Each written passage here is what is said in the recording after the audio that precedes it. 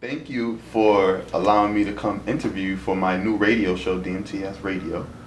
I was excited to just get a fast, quick response from you, you know. Yes. I'm talking about like minutes. That's what happens, Facebook, right? Yeah. In the world of social media, I check it all myself and I do it all myself. And so I saw a lot about you on not only Facebook, but also in our local newspaper with everything you've been doing. And I'm just glad to be a part of it. No, Thanks for absolutely. thinking of me. Not everybody thinks of the mayor when stuff like that happens. Yeah. So I'm honored. Thank you. Absolutely. I definitely want to start this interview off with you just giving, you know, your background, you know, a little bit about yourself. Sure. Born and raised in New Britain, educated in New Britain public schools, graduated from New Britain High School in 2005. 05. Yeah. Went on to college. Actually graduated from CCSU. So I've been New Britain educated like through and through my entire career, from kindergarten all the way to college. My roots. Yep, my roots. Never left. I left for a little bit. I went to UConn. There was a brief hiccup where I went to UConn, but I didn't really like it very much. So I left. I came back home. But so when I came back home, it was really only, I did one semester at UConn. I came back home because I got an opportunity to work. And like many people out there, listen, I didn't have an opportunity where I had a free ride to college. You know, my family couldn't afford it. I had a deal worked out with my parents, but I still had to foot the bill for a good portion of it. So I had to work. Yeah. And I came back home and I went to CCSU because I was able to get a job. And when I got that job, I got a job working for, her name was Nancy Johnson, and Nancy Johnson was a congresswoman. She was actually from the city of New Britain, lived in New Britain. Nancy was a congresswoman for 26 years. Wow. She was a congresswoman for a long time. She's a wonderful lady. And I got a job working in her office as, you know, like part-time. Oh, nice. But that was really when I got my first job in politics. Yeah. How old? I was a freshman in college. So 19? Yeah. Is that how old? Yeah, 19? Yeah. That was my first job. She was running for re-election that following year, and she lost and lost bad. She lost to, I don't know if you know a guy named Chris Murphy, but that was who who ran against her. Yeah, so I learned a lot that year about campaigning and really like getting in the process and kind of getting my feet wet. Yeah. Because it's difficult. I mean, when you're in college, it's tough. You could read all the books you want, right? You could read all the articles that you want, but nothing beats having like firsthand experience in working in your field. And so I was really grateful for that opportunity with Congresswoman Johnson. So in the meantime, while I was doing that, I was still really involved in the community. I was always volunteering with my church, St. Joe's Church on South Main Street. I was a coach, New Britain High School. I coached New Britain High School softball. Oh, you did? I did. I coached New Britain High. I coached the JV softball team for quite a few years. And I also coached with the marching band, the baton twirlers, the majorettes. Fun fact. Fun fact, I was a baton twirler. But when I was coaching and when I was talking to our kids and talking to our students a lot, that was when I started to realize a lot about what they felt disappointed with in the community and in the school system. And it wasn't long after that I decided to run for the Board of Ed. So kind of like, that's kind of how I got into politics with Nancy Johnson, but feeling a passion for education, working with the kids and running for the Board of Ed. So I guess makes sense. That's kind of like how it all started. Yeah. I did 2 years on the Board of Education, and I kind of give the Reader's Digest version. I did 2 years on the Board of Education, and when I was there, I realized that there was a lot more issues that were facing our community than just education. You got to listen to just the way people talked about the city of New Britain, you know, kind of like how negative everybody was. There's nothing to do here, or New Britain has nothing to offer, or, you know, oh, their education system's not good, the crime is high, all this stuff. And then, like, you know, like it hits you. It hits home when you hear somebody talk badly about the community that you were like born, raised in, that I know made me a great person and made me who I am today. And my immediate reaction is, okay, what can I do to change that? I'm on the Board of Ed. I'm kind of like just getting my feet wet, making a lot of change. There was a lot of change going on in the Board of Education when I was on it. Yeah. We were in between superintendents. It was Mr. Jakubowski was our superintendent because Dr. Kurtz had just left. And then we were in the middle of the process of hiring a new superintendent. And I was part of that process to hire Kilt Cooper. Oof, that turned out to be interesting. But so there was like a lot of like in-betweens. But there was a lot of stuff that was going on in City Hall. My father was mayor for 8 years. Yes. So for anybody listening or watching that doesn't know, my dad was mayor for 8 years. He got elected mayor when I was a junior at New Britain High School. Not a fun time to have your dad be mayor, okay? Not a fun time to have your dad be mayor. Because anything that happened in high school or like in the town, inevitably it was always my fault because my dad was the mayor. You got a pothole, Aaron, tell your dad. You know, your street's not plowed. Aaron, you tell your father my street's not plowed. I can't get to work. I can't get to school. Everything is my fault. I hated it. So it was funny because I really didn't like politics at all, but then getting the position working for Congresswoman Johnson, it really like turned me over because I saw somebody who was really passionate about caring for the people that she represented, and she let that through in every ounce of her work. She was just a really compassionate woman. And so you picked up a lot from her. You learned a lot from her. I did. I learned a lot from my dad too, but in different ways. But really working hand in hand with Nancy, I saw somebody who really cared about each person that she represented and took an interest in making a direct change in somebody's life due to their work as a leader. So kind of took that with me going through the Board of Ed. And when I'm thinking about what I could do to better my community at that point, this was in 2012 now, 2013. I was paying attention a lot to what was going on in the city. And I guess I'm kind of getting into the question that I'm sure you'll ask is, why'd you run for mayor? And you're reading the newspaper articles, like you're hearing about everybody talk about how New Britain is just this awful place, and we know it's not. We know we have our struggles, there's no doubt about it. You can't hide from that. But we're not this horrible community, and I knew that it was going to take somebody to lead it, to kind of like to bring everybody up and allow people the opportunity to see the good things that the city has to offer. So I'm on the Board of Ed, I'm paying more attention to what's going on, and laws and policies are a big thing. And you know, you take for granted when you think that people aren't paying attention. There was this law that the previous mayor at the time had wanted to pass, and it had to do with an additional tax. And it was called the landlord tax. So if you were a renter, if you rented an apartment at that time, I was renting my apartment on Kensington Ave with the worst driveway in the world, but my driveway was like this big and it was like a hill like this, so you couldn't get up it, but anyways. But so I was a renter at the time, so I'm paying attention, this affects me. It was a law that was going to charge my landlord an extra like $200 to $300 a year for being a landlord. So what was he going to do? He was going to pass that on to me. So my rent was about to go up by $300 a year. Mind you, I'm not making a lot of money at the time. You know, at that time I'd be lucky if I was making $30,000 a year. So that was going to affect me. Now, I show up at the council meeting. There was a council meeting where they were talking about this and, you know, about ready to get into the debate. There were thousands of people at City Hall. Never in my life. First off, have you ever been to a council meeting? No. How many people out there you think have been to a council meeting? Not many. So to see thousands of people show up at City Hall, something is not right. I walk in the building and I'm just going, I'm kind of like, I got my head in my hands and I'm like, holy crap. I can't believe that there's this many people here. They were picketing in the middle of West Main Street. They had to have the street shut down because there was that many people out there wanting the council and wanting the mayor to vote against or to not pass this proposal. They passed it anyway. They passed it anyways. That's crazy.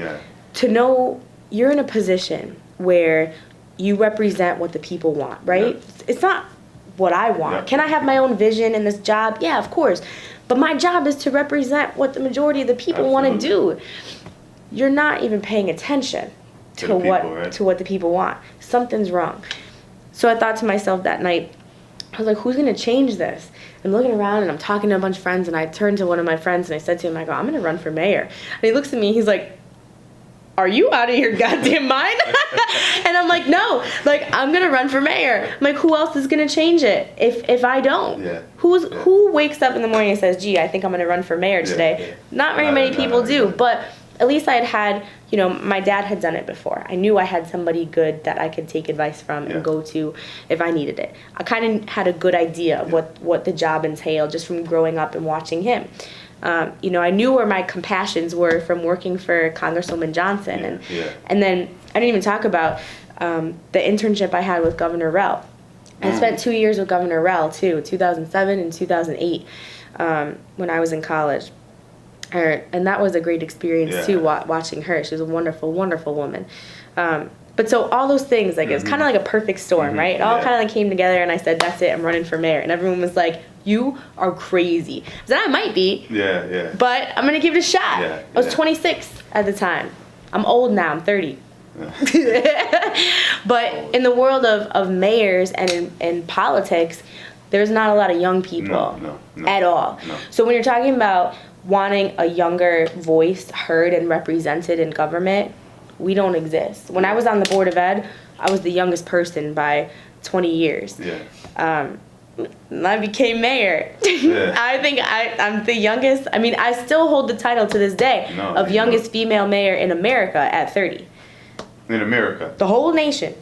That's pretty cool. Yeah, that's right. The reason I know that is because when President Obama came to visit New Britain in 2014. I think it was 2014. Maybe it was 2015. He came to CCSU. His staff told me that. They're like, do you know that we can't find a female mayor anywhere in America that's younger than you? I'm like, really? I'm like, okay, all right. I didn't expect that, but that's, you know what? And that's what New Britain's known for now, right? We're a progressive community. We do things differently. We elect young people to office. No, that's awesome. And I think it's a pretty cool thing. So anyways, like, that's kind of a little bit about me and why I ran for mayor. And that's a great background. I mean, you don't run for politics, you know, like for power or, you know, I mean, if you get involved in politics because you want to have power or you think that you can, you know, control people, you are in it for the wrong reason. No way. And I always tell people that when you try to find people to run for office, it's not an easy decision to make. It's not. It's really stressful. And you kind of question yourself because you always question, do I know enough about this to do that? But all you have to know is that you know your community and that you want to make your community a better place. And if you have that, you can run for office. And anybody out there watching who might want to, come talk to me. I know some great campaign managers. I know some good people. But it starts with having conversations, just kind of asking the question, like, you know, what does it take? I'll use the example of Terrell Hargreaves because I'm going to throw him out there right now. So Terrell, a couple years ago, you know, like, he's always been involved in the community, you know, working for the school district or coaching, you know, youth basketball, park and rec, everything. Terrell's just kind of like always been there, but in tune to our community, not only with the kids, but through their parents, and people know him.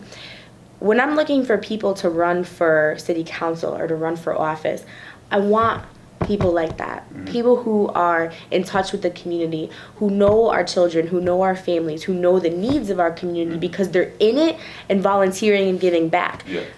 So I approached Terrell and I said, you want to run for city council? And he's like, me? He's like, who are you talking about? You're talking about me? He's like, you're crazy. I don't want nothing to do with that. He's like, but I'll think about it. And so it's like, that was the first conversation. Now listen, you have to have like 4 or 5 more conversations about what does it entail? You know, what is it about? What I have to do to campaign? You know, I don't even know anything about it. And I kind of just said to him, like, relax. Like, all you have to know is you know your community connections. You know the needs of your neighborhood. You know that you can go out and deliver a message to people and they're going to listen to you and respect what you have to say because you're in touch. And he won that year. He won. And I think he was just as surprised on election night as I was because I said, "Ooh!" It was. It was. But you know what? But that's great, and that's a testament to him because he went out there, he worked his butt off, he brought his message to the people that he knew. And it's paying off, so 2 years later, and now he's running for re-election, and I couldn't be more proud of him. We're not politicians, we're just community people. Community people. And I think that's the best thing about it. You always get, I always get labeled, oh, you're a politician, you're just like the rest of them, this, and that. I don't really view myself like that. Yeah. And I don't view myself like that because sometimes I feel sure, okay, I guess labeling me as a politician, it is what it is. That is what I do. I'm a mayor. I do campaign, you kind of have to. Yeah. But I look at it from a very different perspective because I don't think I ever lost my sense of community. I've never lost that sense of, being able to talk to somebody, a parent from the school district or an elderly woman, who's struggling to pay her bills. I don't lose that. I don't put myself on this high horse because I think I'm mayor. Yeah. My job is to help people, to help rise up New Britain, to help bring everybody together to make that happen. So I guess I really wouldn't put anybody on my team in that, politician category. We're just New Britain people. Yeah. And we're happy with that. And that kind of I wear a nice, jacket and everything, but it's good. And that brings me to my next question. So what do you think the most important issues we face right now in the town of New Britain? There's a lot. We can't hide from, I cannot hide from that and make it seem like everything is perfect. Mm-hmm. It's only been 4 years since I became mayor. And even though we've seen a lot of physical change in 4 years, there's still a lot of things that you have to work towards. And those things take a lot longer to build up. Poverty and wealth. Yeah. I'll put as number one thing in my category of where our city still struggles is access to, it's not necessarily access to jobs, because a lot of people are working. Our unemployment rate has gone down significantly in the last couple of years. But it's the question of what kind of jobs are they working? Yeah. Are they working at Dunkin' Donuts, or are they working, a bank teller position? Mm-hmm. Or that's the difference between your hourly pay and, what type of job you have. So we're working, but we need to build wealth in our community. Our average household income is under $30,000 or under $35,000 a year. Household. I'm talking mom, dad, and kids, or mom and kids. That's a very, very low average to feed a family off of, to have the things in life that we have, that we need to have. So I think that's the number one issue is building wealth and finding access to better paying jobs. Yeah. Sure, everybody could be work at Ocean State or work at Dollar Tree, right? But we need to get access to more office positions. But what does that come with? You need training. Yeah. You need education. So that's the second piece of that. Yep. So building wealth is number one. Number two is providing job training. Yep. So we've worked really hard with places like the American Job Center, with the Department of Labor and Capital Workforce Partners to have access to a lot of training programs. A lot of jobs that we see that have been popping up in town are all based off of manufacturing. Yep. But they're precision manufacturing. So it's all has to do with aerospace, parts for airplanes. You need a special skill to do that, to have that. Yeah. Now, if you don't have that training, we're not providing that training in New Britain High. Right? Yeah. And EC Goodwin is providing it, but maybe only a portion of what it is that they need.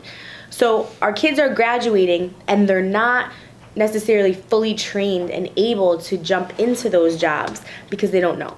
So we've worked with, or been trying to work with, Capital Workforce Partners and the Department of Labor to come up with programs and systems to make sure that our students, and that even more than our students, those that are unemployed, have access to training to be able to apply for those jobs that are open. So first problem is definitely wealth and poverty. Second problem is education for the jobs that are available. No, I agree. Yeah, I think those are the two biggest things.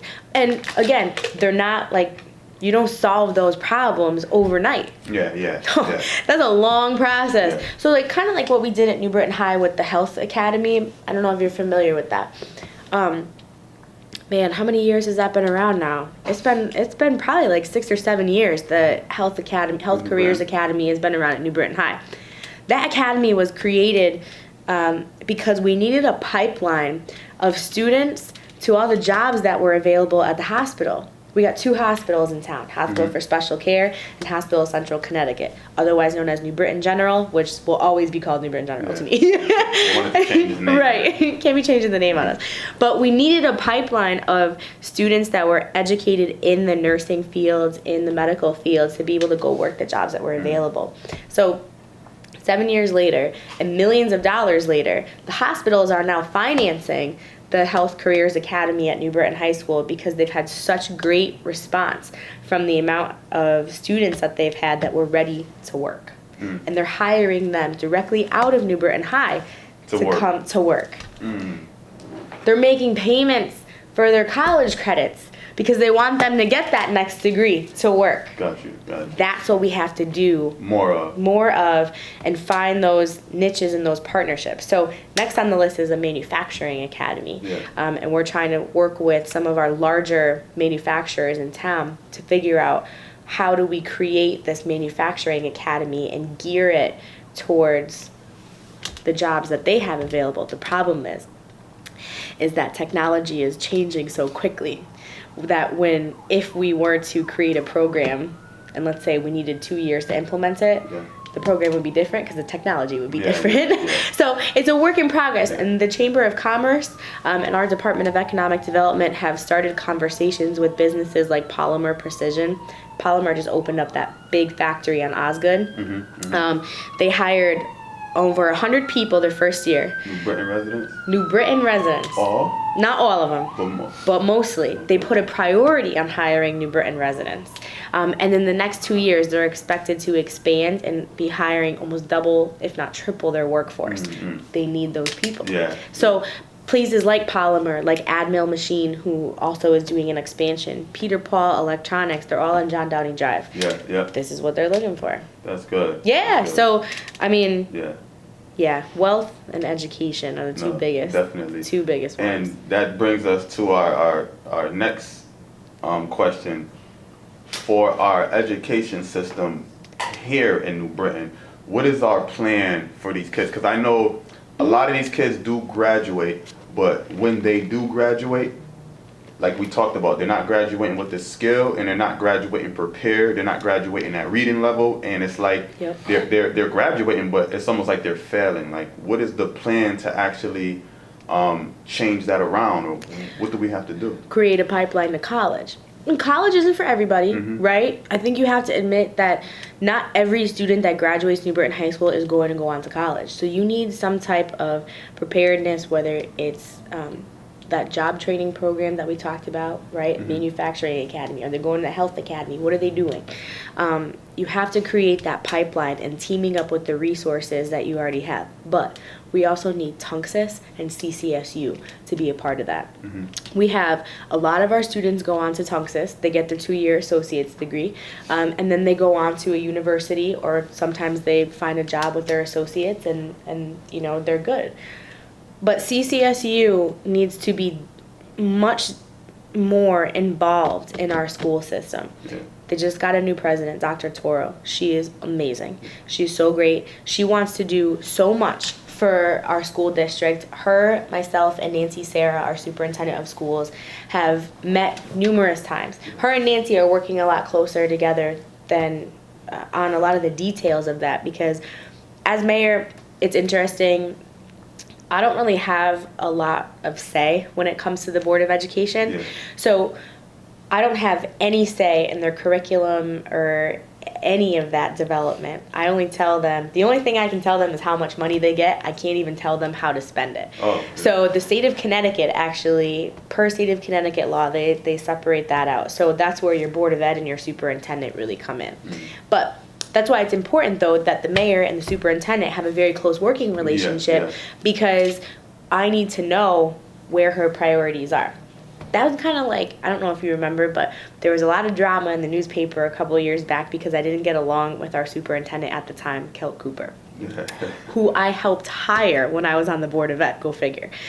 Sometimes people make mistakes. I will admit that was a mistake. But there was a lot of, the newspapers were writing a lot because there was a lot of drama between him and I, because I didn't agree with the direction that he was taking the school district in. I didn't think that he was putting supports in the right place. He wasn't spending money in places where it needed to be spent. I still have some of those feelings today. But what I do know is that Nancy Sarah, since she came on, she's a New Britain resident. She gets our community. I graduated high school with her son, New Britain High. So, like, you know, she gets, you know, where we're coming from and where we need to go. And she's moving there. She's getting there gradually, getting there slowly, and fixing our system. Poverty is a big piece to do with education, because it also affects the ability of students to perform in school when they don't have support at home, or they don't have access to a computer at home, or they don't have somebody checking up on them, you know, simple things like, did you get your homework done tonight? You know, we take on a different role when you talk about educating in an urban community. Our teachers and our after-school programs are taking on oftentimes the role of a parent, the role of mom, dad, grandma, because there might not be somebody home who, I hate to say it, who cares about whether or not that kid is succeeding. So you almost, and they don't teach you that when you're going for your teaching degree. You know, that's an added, that's something that you have to develop when you teach in an urban area, and we have to do a better job at letting our teachers know, hey, you're taking on this role. And you're taking on the role of mom, dad, brother, sister, cousin. You know, this kid is going to look to you for that type of support, and you have to be that rock for them and make sure that you're on them, making sure they're getting it done. That is something I think our superintendent has done a great job at teaching our students how to teach, but also how to be a mentor at the same time. You know, for the first time, our new teacher orientation at New Britain High School was this last year, 2 years ago. They took all the teachers, they put them on buses, and they took them on a tour of the city, all the neighborhoods. Here's where our kids come from. You know, here's the East Side neighborhood. When you did this? This was last year. It was last year. They need to do that again. They're going to do it every year because it did so great. Because not all of our teachers live in New Britain. We get that, and you know, it'd be impossible to find that many teachers that all came from and live in town. But that was amazing. They stopped in City Hall. They came by and said hi to me. We took a big old picture out in front of Central Park. You know, and these are people who don't see where our kids come from. You know, when you're talking about building up an education system, you got to involve our system with the entire community. And I think for many years, because of that separation between the city and Board of Ed, we didn't really commingle. We didn't act together as one, because the state law tells us that we don't have to. But that's why it's really nice to have someone like Nancy Sarah as a superintendent who I have lunch with once a month. I'm talking to constantly. You know, we feed off one another. And then you throw CCSU in the mix, and with Dr. Toro, and this is like a trifecta of just incredible ideas and power and vision. And vision is a big piece of that too, because you have to have vision for the future of a community. If you don't have somebody who's a leader, if you have somebody who's a leader that's just leading just to lead, like, I got this job, whatever. Where are you going? You know? And thinking big and having these big, crazy ideas aren't bad things when you're talking about the future of your community. So, like, we throw some crazy stuff out there sometimes. Sometimes we're talking about, you know, building a bridge that looks like a beehive. And then next thing you know, 30 years later, you're building a bridge that looks like a beehive. So you want somebody that's a visionary. So no, absolutely. I digress. But that's kind of where I see our school district going, is you have to keep these people in charge that have a vision, that are getting there and taking those small steps to get there. But I also think that I mean, patience is a virtue, right? And then a lot of people don't have it.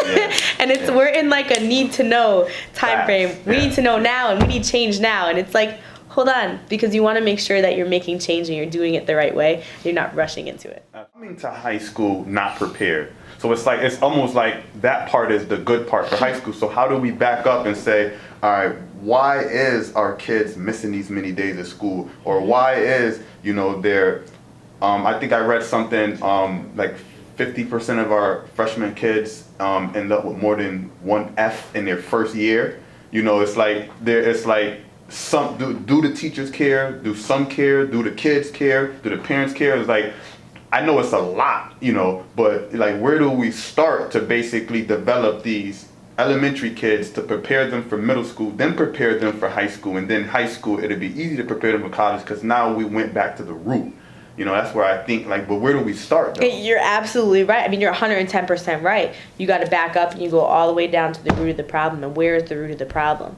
The root of the problem is not based in our curriculum and what we're teaching our kids, right? Yeah. The root of the problem is the fact, and I guess I'm even assuming by saying what the root of the problem is because we don't know, because it varies student by student. Again, when you talk about educating in an urban area, every kid that walks into that school has a different problem that you don't know anything about. Yeah. The teachers don't know anything about. The principals don't know anything about. We don't know what their home life is. And, it's not like we do home visits. Yeah. I mean, unless they don't show up to school. Yeah. Then people go walk in there, and when we're knocking on the door to find out if the kid is okay and where they are and why they're not showing up to school. But you're talking about getting to know, and again, we talk about what is our teacher's role as a mentor, as almost a social worker, as in everything, trying to figure out what is the root cause of that student's issue. But there is light at the end of the tunnel, though, because when you have a different leader and they're taking a different approach to how our teachers are teaching and dealing with our youngest students, we're seeing huge successes in our elementary level schools. Yeah. Our test scores are slowly going up, right? It's a slow process, but they're slowly going up. Our attendance has been fantastic. We're talking about, we had one of our elementary schools, and I can't remember what it is, but had like 97% attendance the entire year. What? That's like unheard of, even during flu and cold season, which kids are all over the place with that. But when you make a priority on those small things, and attendance is one, you got to come to school in order to learn, and that's where they've started. High school, you still struggle at the high school, but attendance down at the elementary school level is great. We started doing award ceremonies for attendance. You get perfect attendance, right? Yeah. Got to go back to that. Reward perfect attendance. Make sure that the kids are getting to school first and foremost. It's not our curriculum. It's all of those outside factors. But it's also, I hate to say it though, it's funding too. Yes. The city doesn't have all of these resources. Look, we don't have millions and millions of dollars to give to the school district. Our city, we know taxes are high here. Everybody says it. Our mill rate is at 50. That's a lot. Yeah. That is a lot. That's, the third or fourth highest in the state. We have a lot of resources that we have to pay for. So you have to balance what can people afford to pay in taxes, but how does that affect the amount of money that we put towards our school district, which is why the state subsidizes a lot of money that go towards our education system. So the problem is we've been suing the state for 11 years now. The city of New Britain's been in a lawsuit with the state of Connecticut, suing them, telling them, you're not giving us the correct amount of money for our school district that our counterparts get. New Britain has the same problems as Hartford, as Bridgeport, as New Haven, as Waterbury. We have the same problems, but we're not being compensated the same as those other towns. Why? Why do we get left out? So for 11 years, we've been fighting that battle in the court system, and just last year, the court ruled in our favor and said we were right. The state appealed it, so now we're in the state Supreme Court to have the Supreme Court hear it, which is going to tell us the same thing. You're right. New Britain's not getting its fair share. As a matter of fact, you're not distributing education funds equal across the board anywhere in the state. That's where politics comes in, right? Because the reason it's like that is because for so many years, the politicians in Hartford have been giving money to their districts here and their districts there, and they're not giving it to New Britain, and we don't have those strong voices that have been getting us more. So it's just like a kind of like a combination. But what do? We make do with what we got. We know that, on the horizon, we're not looking at, this influx of millions of dollars. Although maybe, but we know we're going to be in court for another year or two, or maybe 3, 4, 5. I hope not 11 years, like the first one. But you make do with what you got, and we try to find other resources. We try to find businesses that will donate, school supplies. Yeah. There's so many things. Yeah. You kind of like make up for it in different ways, but and the money is a big issue, along with I think it's connection. I think it's teacher, like we talked about. Teacher and student connection, like how y'all drove them in the bus and they to see where they live. Now after that, it's more like when you sit down and have a conversation with anyone, you realize a lot more than you thought. And I think that when a teacher and a student has a relationship, most of the stuff that they're going through at home or around, they kind of like open up. They feel comfortable. They feel comfortable, and then they can go to that next level. But do you think, do the teachers, I know you don't know what the teachers think, but do you think most of the teachers that we hire in our town are coming out here to have to build a relationship with their students, to see them succeed, or you think they're just coming out here just to... Because it pays good? Well... It does. You got teachers that make more money than I do. Let's put that in perspective. And that's a fact. Yeah. I think it's a combination of both. I think there's a lot of teachers who have been, and listen, I respect what they do. I think a lot of your newer teachers that you hire absolutely have that passion, have that, have that passion for seeing each student succeed. I think there's some, and like in any job, people who have been there for a long time, they kind of just get up, go to work every day, and not really care about it. Unfortunately, I think there's difficulties with trying to get people like that out of the system. And I think that until a solid process is established on how to get those teachers out of a classroom, we're going to keep seeing that. But, you cycle through, right? You're cycling through. And I think that as we're hiring more and more teachers, and as long as we're not laying anybody off, eventually we'll get to the point where that cycle is done. But I do think it's a combination of both. I think you do have a lot of people that come in every day and genuinely care, but I think that there are those handful of problems too, where they're just kind of coming along, and the feeling when you got a job you don't really care about, you walk in, you're like, God damn, I gotta go to work today. And I think that there's like all teachers didn't want to be a teacher, like when you want to do something or you have a passion. Listen, I remember at Slade Middle School, I remember exactly the teachers that I had that really cared, that I loved, like Mr. Denicourt. Loved him. He was great at Slade. But then there were other teachers that I had that I knew just didn't care. Like one of my teachers, like I remember when I was little, was James Jones.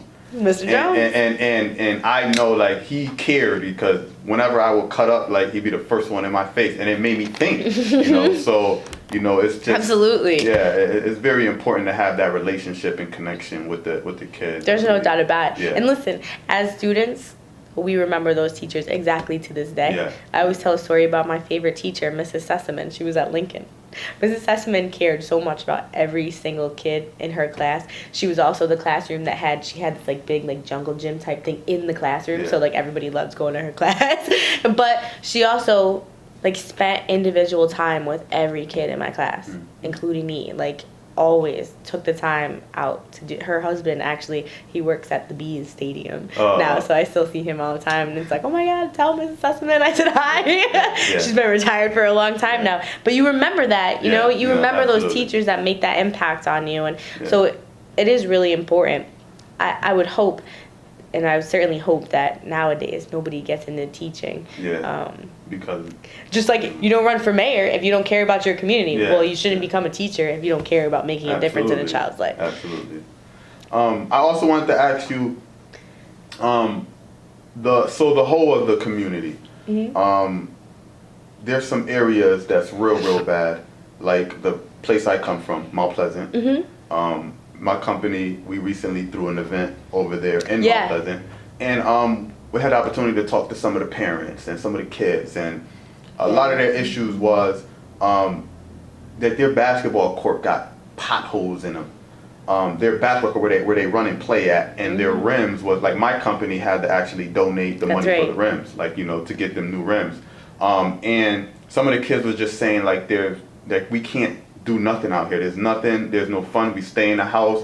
And some of these kids said that it's like they're still going to bed hungry. Like I kind of thought, like I knew there's poverty, and some people don't have enough, but I didn't really think that in this town, like we still have little kids that go to bed, without any food. Well, they shouldn't have that, because, and if they don't, then we need to talk about getting them information on where they can go to get free food and free meals, because we do have a program called it's called Meals and More. Yeah. Almost every night we have a different church in town that has a meal for a family that's in need, or a family that's going through hard times. Yeah. So if you do find those people, let me know so we can get them that calendar, because that should not be happening, especially with all the food banks and everything that we have too, because we've got food pantries and food banks in so many places too. So please let me know. And the just and not only the activities in those areas, but the cleanup part, like where do we begin to start focusing on, I always look at it like a pie, and I say, if one part of the pie isn't good, then the whole pie isn't good. Where do we build that team where it comes in full cycle, where we're focusing on, we have groups out there focusing on every part of the community to basically bring us all together in unity. Yeah. Where do we start? I guess you start with the groups that are already established, right? So we have a lot of community and a lot of neighborhood groups that are already there, right? So we've got our neighborhood revitalization zones. We have our North Oak area. We have our Arch area. We have our East Side revitalization zone. And these are groups of people who live in those areas that get together for the sole purpose of improving the quality of life in their neighborhoods. Yeah. They do the community cleanups. They host, food pantries or food, days like that. They do community days. They're responsible for putting together, National Night Out in partnership with the police department. They're your block watches. They're reporting everything. Those are the groups that are already there. When it comes to the housing authority, though, I have some very strong feelings about the housing authority. And I'm okay with making them known. Yeah. The housing authority is also separate from the city. So I don't have much say with the housing authority. I have members that are represented on their board of directors, but I don't allocate their money. I don't spend their money. There's been a lot of issues with the housing authority, and there's no doubt about it. Between bed bugs, quality of life, simple things, cutting the grass, paving a basketball court. These are things that you have businesses, you have people in the community that would be willing to donate, just like you, that would be willing to give everything to help improve the quality of life in those areas. But sometimes all you have to do is put the ask out. Yeah.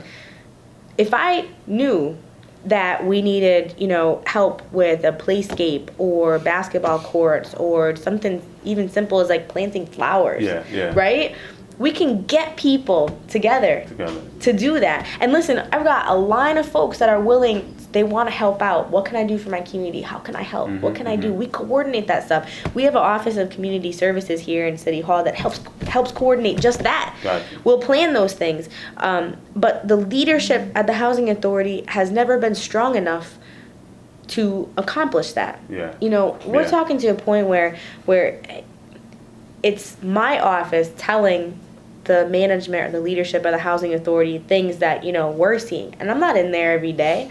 I'm just hearing it. When I'm hearing about bed bugs on Martin Luther King Boulevard, or if I'm talking about potholes that are ruining people's cars on Richard Street going into Mount Pleasant, it's why am I calling the housing authority and telling them this when this is y'all responsibility? You're only responsible for these areas.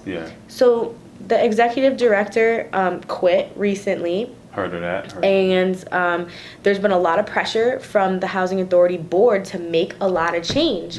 And finally, it's to the point where our residents and our people are pushing back. And it's a good thing. It's going to be, it's a great thing. They have a director now. He's in an acting position, but he's doing it for now until they're doing a nationwide search for a new housing authority director.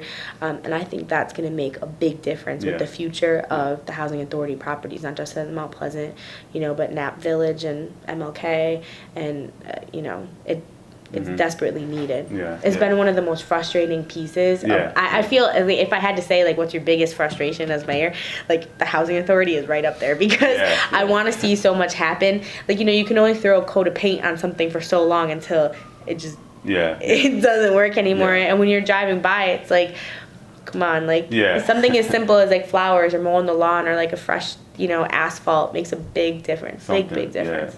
And it also lets the people in the mount that live there know that somebody cares about them too. So, like, they don't feel left out. Right. So you're more inclined to take care of your place when you know that your landlord takes care. You know, it's kind of like a give and take, you know? I mean, like in our schools, if our students know that our custodians are taking good care of the school, they're not going to throw food on the floor or throw paper on the floor, right? It's just like that. So more respect. So it's got to be mutual. So I really hope, I do hope that happens, and I know that I'm intervening myself, and I'm putting myself in the middle of that process, whether they like it or not. So. And keep making noise. That's all. Yep, and that's what you do. You bang your drum, keep making noise. And I'm glad you was able to. I knew that as far as like who's in charge, like the housing authority. But I'm glad you clarified that. They have their own staff. Yes. So it's, you know, but you have to build relationships with their staff too. And I will say that this is the first time since I've been mayor in 4 years that I have had a relationship and an open line of communication with their staff, with Dave, who is currently in charge right now. And that's been great. Because I've been able to, I met with him and I told him all the things that I heard, you know, from residents, what people are telling me, and you know, he's responded to everybody thus far, and you know, we're kind of that's a good thing. So I have hopes. I have high hopes. And I also wanted to get in a little bit with our plan for the homeless. Oh yeah, that's very important to me. You got an hour? We can brief, especially and what's really important to me is like the shelter, the sheltering, you know, just to still walk around New Britain. I know we came a long way, but just to still see people, you know, sleeping outside, you know, especially in the winter times coming up. Like, what is our real plan for the homeless, getting them shelter? I know we don't want to just be like a holding cell for them, but, you know, somewhere where they can sleep, you know. Like, what is our plan for the future for them? So we have that. So long story short, when I first came into office, we had, we called it an overflow shelter or a cold weather shelter that we had operating on Whiting Street. And we found landlords that were willing to donate their space to operate this shelter. Well, 2 years later, the state took our money away. And they said, you're not doing this anymore, because what they told me, I'm providing an outlet to increase homelessness by having a shelter. True story. So after I done increase? Yes. They took our money away. So after, you know, my head is about to blow off because I was so pissed, they took the money away that we did it. So I said, okay, fine. Then we have to think about a different approach, different ways. The state then came in and said, and it wasn't just for New Britain, this was Hartford, New Haven, everybody had this happen to them. They grouped us all into different areas of the state. And the only money that they gave was by area instead of town by town. So we started raising money on our own through our plan. It's called Building Hope Together, which is ran out of the YWCA, and it's New Britain's work plan to end homelessness. What that does is it brings together all of our providers in the community. So community mental health affiliates, Friendship Center, Prudence Crandall, YWCA, YMCA, everybody that provides supports for homeless individuals. We get together a couple times a year and we talk about, you know, where's our funding going, where's our efforts going, who's going to be the shelter for what, who can take families in, who's going to take women and children, who takes men, who will take people that maybe are intoxicated, and that's where Friendship Center, Salvation Army, Prudence Crandall, Feral Treatment Center, all these places come in. So instead of having one central location where just anybody can go, we're split up now. But there shouldn't be anybody that you see sleeping on the street that doesn't have access to go in somewhere, because everywhere has their doors open to take people in. Like immediate, like if you're sleeping outside? Correct.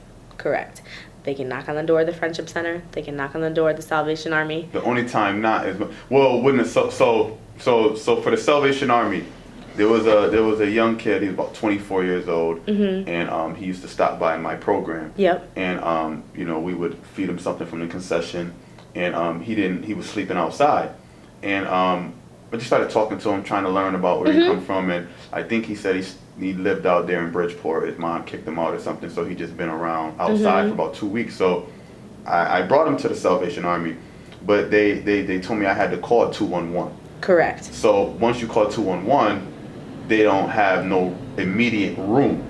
Like there's like a process. There's still a process. So he still had to spend 4 or 5 days outside before they called my phone and said, we have a bed for him. So I'm thinking, like, where's the immediate shelter? Do we have that? Yes, we do.